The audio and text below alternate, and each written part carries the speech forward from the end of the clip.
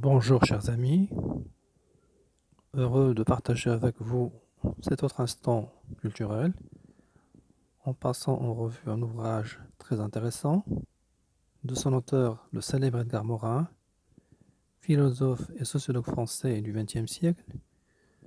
L'ouvrage s'intitule La méthode, les idées, leur habitat, leur vie, leurs mœurs, leur organisation. L'auteur a essayé d'analyser la notion d'idée sous plusieurs aspects en essayant de répondre à un certain nombre de questions telles que les idées sont-elles soumises totalement au déterminisme culturel, socio et historique? Les idées peuvent-elles s'en affranchir? Les esprits sont-ils totalement soumis aux idées établies? Comment alors peut apparaître et se propager une idée nouvelle? Comment une culture permet-elle le développement d'une idée qui va la ruiner?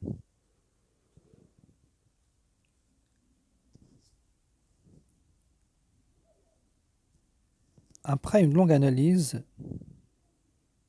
de la notion d'idée sur les aspects épistémologiques, philosophiques, culturels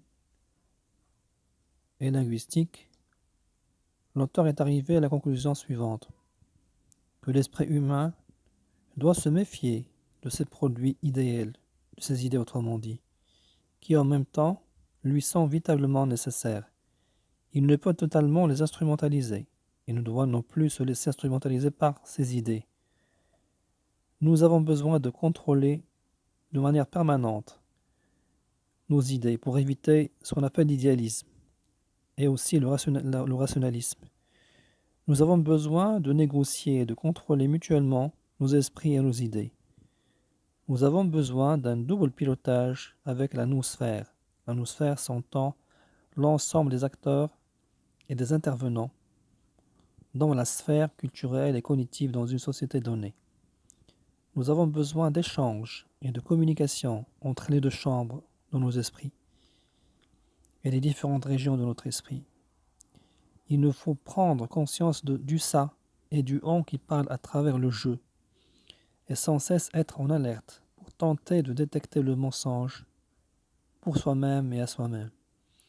Nous avons besoin, comme nous l'avons indiqué, d'une nouvelle génération de théories ouvertes, rationnelles, critiques, réflexives, autocritiques aussi, aptes à s'auto-réformer, voire à s'auto-révolutionner. Toujours selon l'auteur, l'être humain a besoin de trouver les métapoints, point de vue, sur la noosphère,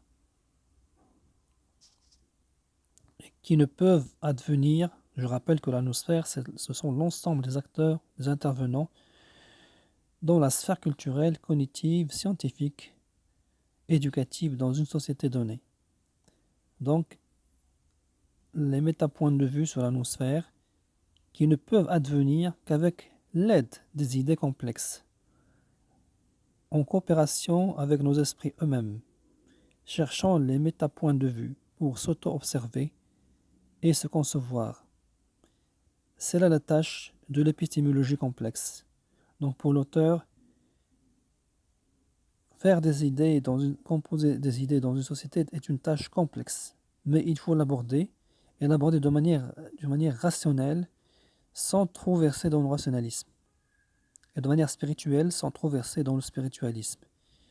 Nous avons besoin finalement et fondamentalement que se cristallise et s'enracine un paradigme de complexité. Enfin, conclut-il, tout cela n'est pas uniquement un problème professionnel pour un philosophe ou pour un épistémologue. Le problème cognitif est le problème quotidien de chacun et de tous. Son importance, elle est politique, elle est sociale, elle est historique. Son importance aussi devient décisive. Voilà ce qui donne un sens pour lui, de manière démesurée, qu'il reconnaît que sa mission, qu'il a bien voulu donner à son œuvre. Merci pour votre attention.